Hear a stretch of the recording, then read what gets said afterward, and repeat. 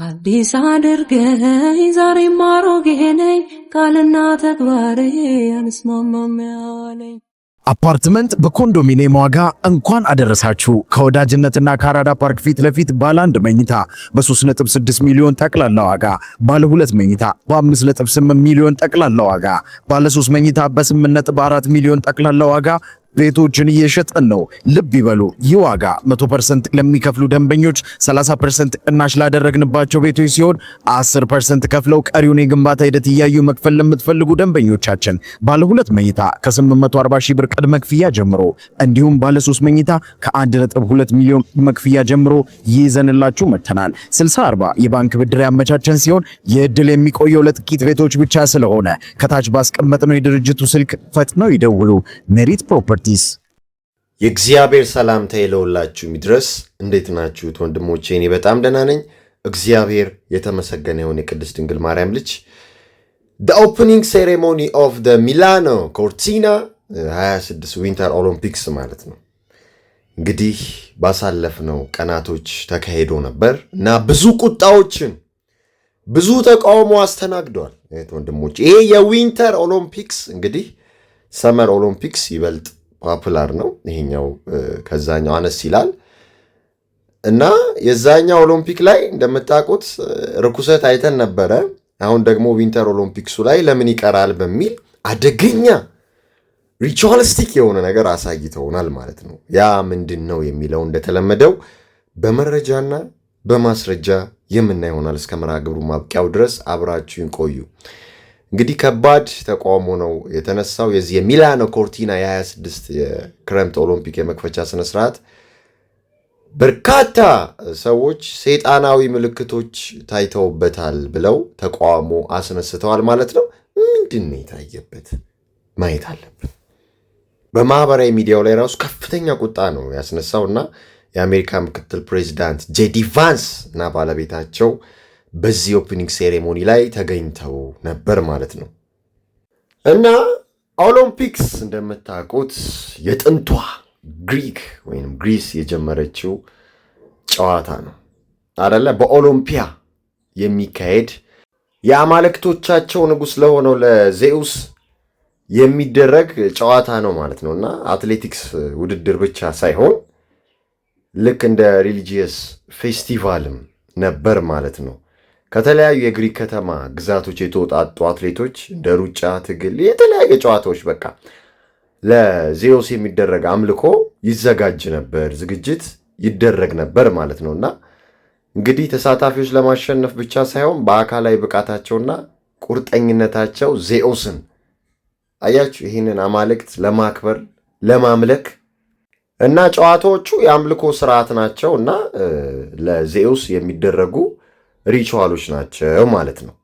ሞገስን የመፈለግ እና አሸናፊዎች ብዙ ጊዜ ለስኬታቸው ምስጋና ብለድ ሳክሪፋይስ ያቀርቡ ነበር፣ የደም መስዋዕት ማለት ነው። እና አሁን ላይ በጣሊያን እንግዲህ ዊንተር ኦሎምፒክስ ከዛ ከግሪክ ከኦሎምፒያ የጀመረውን ርኩሰት ይዞት መጥቷል ማለት ነው። እና እነዚህ 5 ቀለበቶች ራሱ በቀጥታ እንግዲህ ሎርድ ኦፍ ዘ ሪንግስ ሳተርንን ሪፕሬዘንት የሚያደርጉ ናቸው።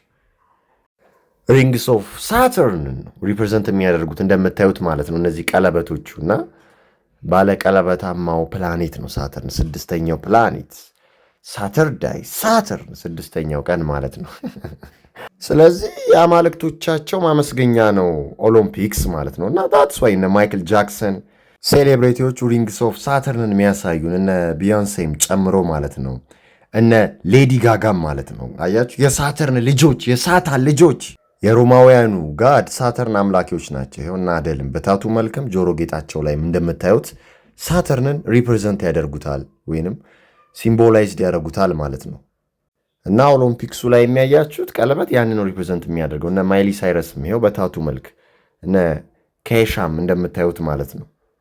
እነ ኬቲ ፔሪም ኮንሰርታቸው ላይ ሳተርን ላይ ሪንግስ ኦፍ ሳተርን ላይ ተቀምጠው ያሳዩናል። እነ ዶዋሊፓም ይኸው ይሄ አንገት ሐብልማ ይሄ ኒክለስ ሁሉም ይኸው እንደምታዩት ማለት ነው ይጠቀሙታል፣ ያረጉታል ሳተርን ሪፕሬዘንት ስለሚያደርግ ማለት ነው። ኦኬ ስለ ኦሎምፒክሱ ይህንን ካልን ስለ ሲምቦሉ ወደ ኦሎምፒክሱ ርኩሰት ደግሞ እንግባ። ስለ መድረክ አጠቃቀማቸው እንግዲህ እንደምታዩት መድረኩ በጣም አስፈሪና አስደንጋጭ ነበር እና መሃል ላይ አንድ ግልጽ የሆነ ሳይንስ ኤንድ ሲምቦልስ ተቀምጧል ማለት ነው። የፔንታግራም ምልክት ባለ 5 ጫፍ ኮከብ ያለው ፔንታግራም መሃል ላይ ተደቅኖ ይታያል እና ሌላው በጣም አስገራሚው ነገር እዚህ ጋር ነው። እንግዲህ ፔንታግራሙ መሃል ላይ ያለ ከዛ ግንብ ይታያል እና ይሄ ግንብ ሮያል አርክ ይሉታል። የፍሪሜሰኖች ሮያል አርክ ነው። ዩሲ ይታያቸዋል አይደል? ፔንታግራሙ ከላይ አለ፣ እንደገና ደግሞ ኦሎምፒክሱ ላይ ያለው ግንብ ደግሞ ከጀርባ አለ ማለት ነው እና በጣም ተመሳሳይ ነው። ሬድ ሎጅም እያሉ ይጠሩታል። እንግዲህ ከድንጋይ ጋር የተሳሰረ አርክ ነው እንደምታዩት። ይህም ለከፍተኛ ዓላማቸው በጉልበት የተገኘውን ጥበብ የሚያሳይ ምሳሌ ነው። ያው ግንበኞች አይደሉ ፍሪሜሰኖች እና ያንን ሪፕሬዘንት ያደርጋል ነው የሚሉት እና የሚገርማችሁ ነገር መሀል ላይ ያለው አርክ ኦፍ ደ ኮቨናንት ነው፣ የቃል ኪዳኑ ታቦት ነው እና በዚህ ሚስጥር ካዝና ውስጥ የሚገኘው የቃል ኪዳኑ ታቦት እንግዲህ የሜሶኖችን የጠፉ ሚስጥሮች ማከማቻን ይወክላል ብለው ያምናሉ።